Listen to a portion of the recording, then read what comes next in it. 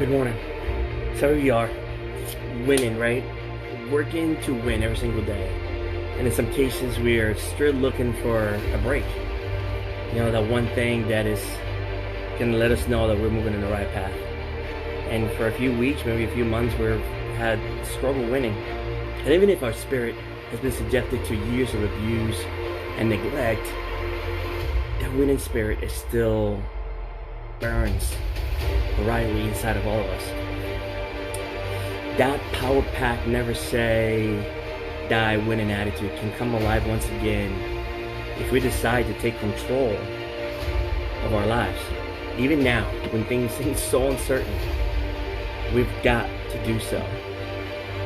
So, I would encourage you to never think, even for a fleeting moment, that you've lost your winning touch. You and I were brought here to win in our own unique way.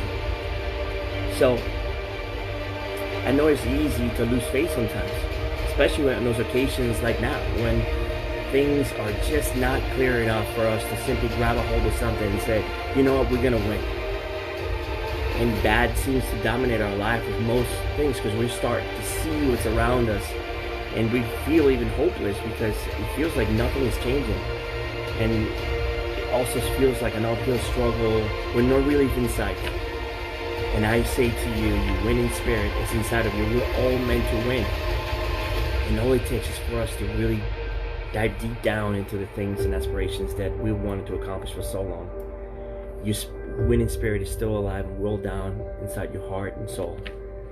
Living a life without reservations is never easy, as we wish it could be. Letting go of doubts, uncertainty, and fears haunts us and holds us back.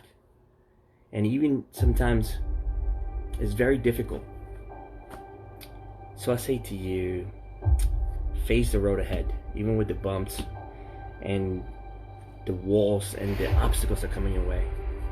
That invisible voice of inner courage and strength that you have inside you tells us to keep the faith, to keep moving toward the attainment of our goals and our dreams and aspirations. That win, that joy, that happiness, that success will come off the assembly line of your mind. And we all are going to win. And we'll win again and again. And there's nothing in this life that can destroy us but ourselves. So if you're here and you're alive and you've been granted another day by the man upstairs, I say, fight back. You're the one who loses when you do not fight back.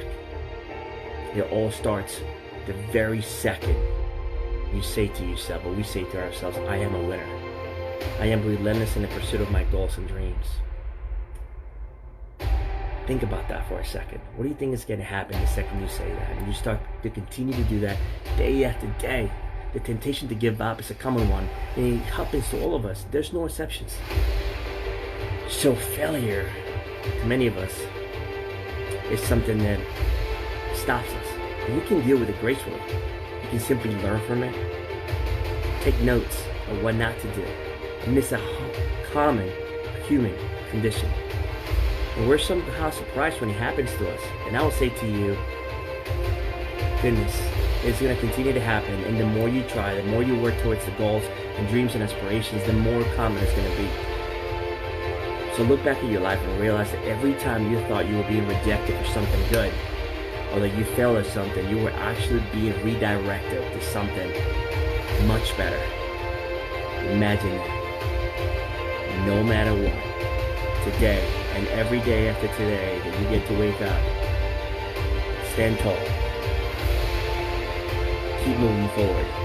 And remember that your dreams and aspirations are being put together in the assembly line of your mind. The second you realize that your assembly line is working at full speed, there's nothing that can stop you as long as you're still breathing and living in faith and knowing that if God's for you, who could be against you? That's all I got for you for today. Go out there and make amazing things happen. Let's go.